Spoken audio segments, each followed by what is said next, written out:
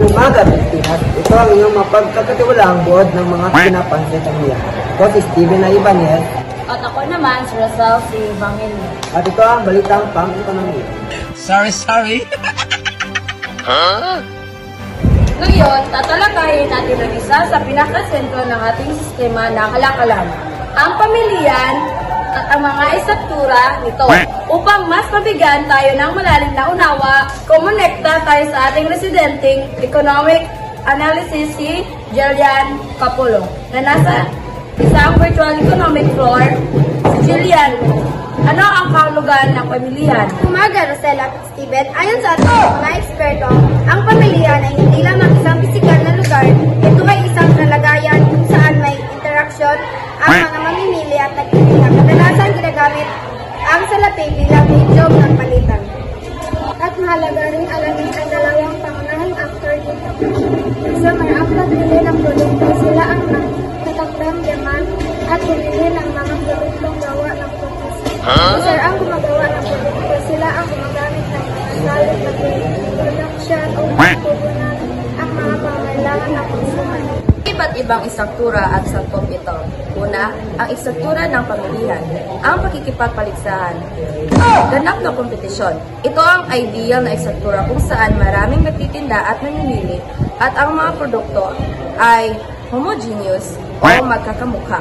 Dito, ang mga patitinda ay magpapaligsahan upang mahikayat ang mga namimili. Di ganap na kompetisyon. Ito ay tumutukoy sa mga sitwasyon hindi perpekto ang kompetisyon tulad ng monopolyo o isang nagtitinda o aligopolyo bilang ilang nagtitinda. Sakop ng pamilya, ang lawak ng bilihan. At base sa sakop o lawak ng kalakalan, ito ay maaaring lokal, tulad ng ating sari-sari store sa kanto. Panrehiyon, halimbawa, ang kalakalan ng mga produkto tulad ng abaka, dried fish o durian sa isang rehiyon. Pambansaang kalakalan ng mga pangunahing produkto tulad ng bigas sa buong Pilipinas. Pandaigdigang ang kalakalan ng mga produkto sa iba't ibang bansa tulad ng makikita sa online shops at export-import. What?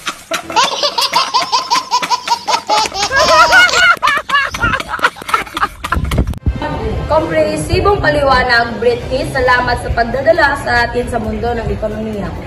Tandaan mga kapamilya, ang bawat desisyon natin bilang consumer of industry ay nakakaapekto sa daloy ng pamilya, lokal man o pandaigdigan. Yan po ang ating balitang pang-ekonomiya para sa umaga ito. Magandang umaga at huwag kalimutang maging matalinong, mamimili at tagapagtanim.